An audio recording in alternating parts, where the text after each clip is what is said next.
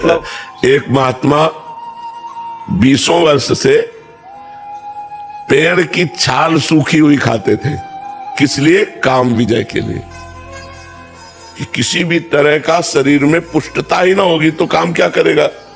अवस्थि मात्र हुए रहे शरीर, हड्डी हड्डी शरीर में रह गई थी और तपस्या करते। सूखी छाल जो पपड़ी होती है ना वृक्षों की, वो मार पाते थे। तो बस कोई भोजन नहीं, कोई पत्ता नहीं, कोई फल नहीं, कुछ नहीं। तो ऐसे हो गए थे। जब 20 वर्ष हो गए तो कामदेव प्रकट हुआ सामने, क्योंकि वो योग्य थे और कहा हम तुम्हें परास्त करेंगे। तो उन्होंने मुस्कुरा के कहा तुम्हारी ताकत क्या कि तुम मुझे परास्त कर लो। बोले अच्छा चलते हैं। चला गया काम। दूसरे दिन जहां वो पपड़ी खाते थे ना, वहां हलवा लगा मिला, हलवा। अब उनका दिमाग काम किया कि जंगल में, घोर जंगल में ये बढ़िया सुगंधित घृत युक्त मिष्ठान। उन्होंने समझा मेरी तपस्या से डरकर प्रकृति मुझे दे रही। तो मुंह मार मार करके जहां जहां पपड़ी खाते थे वहां हलवा लगा मिला, हलवा पाया। 20-25 दिन हुए, थोड़ा खून दौड़ा नस नाड़ियों में। अब एक दिन वो उस अपने टाइम से जाते थे उनका हलवा, तो जो टाइम से गए वहां पाने के लिए, तो देखा एक 16-17 वर्ष की लड़की हलवा लगा रही है। वह भयभीत होने का वो नाटक किया। बोले भयभीत मत हो, भयभीत मत हो, शांत हो, नजदीक आओ।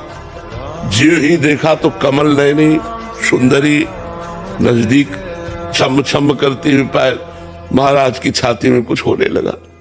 महाराज ने कहा कि तुम डर क्यों रही हो निडर होकर? ये हलवा तुम लगाती थी?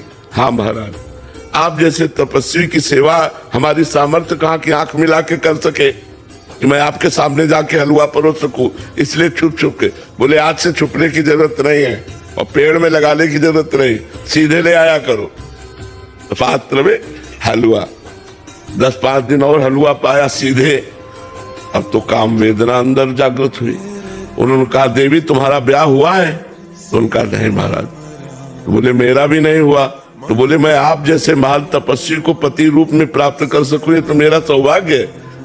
तो उनका फिर बोले एक शर्त है, हमारी माँ जंगल के बाहर रहती है और उन्होंने कहा पति वही बनेगा जो अपना मुंह काला करवा कर हमें पीठ में बैठाल कर वहां तक ले जाएगा।